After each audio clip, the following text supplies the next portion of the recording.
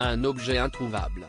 Ce vendredi 10 février, Pierre Palmade a causé un terrible accident de voiture, se déportant sur la voie de gauche et percutant ainsi de plein fouet un autre véhicule.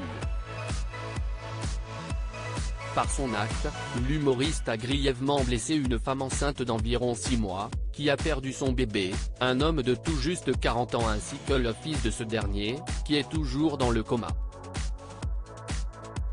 Une enquête a été ouverte pour homicide et blessure involontaire par conducteur ayant entraîné une incapacité totale de travail supérieure à 3 mois.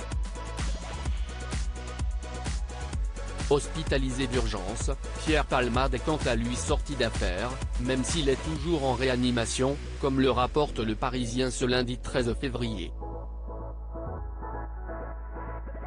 Alors que des résultats d'analyse ont révélé que le comédien de 54 ans était sous l'emprise de cocaïne et de médicaments de substitution au moment de l'accident, les gendarmes ont perquisitionné son domicile ce dimanche 12 février, avec l'espoir notamment de mettre la main sur de la drogue.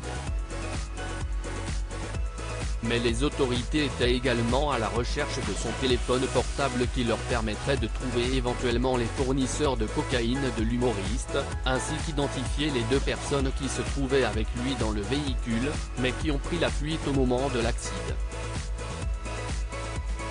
Le portable de Pierre Palmade dérobé ? Toutefois, les policiers ont fait chou blanc car ils n'ont trouvé aucune trace de drogue, et le téléphone, qui n'était pas sur Pierre Palmade au moment de l'accident, était aussi introuvable. Une absence qui va à l'encontre de la déposition de sa femme de ménage qui est intervenue samedi, rapporte Le Parisien. Elle aurait alors retrouvé les lieux en désordre, avec des seringues éparpillées. La femme de ménage aurait procédé à un nettoyage sommaire en décidant de ne rien jeter pour préserver les éventuelles traces, laissant tous les détritus dans des sacs. Surtout, elle affirme avoir vu le téléphone portable de l'humoriste dans la maison et même l'avoir laissé en évidence, dévoilent nos confrères. Un tiers serait-il intervenu pour dérober le portable ? Y est-il une piste étudiée par les autorités, qui pensent que le téléphone aurait pu être éventuellement dérobé par les 2 passagers en fuite. D'autant que selon les témoignages recueillis par les policiers, les 2 hommes seraient revenus à proximité de la résidence de Célie-en-Bière le soir même de l'accident, avant de récupérer des bagages.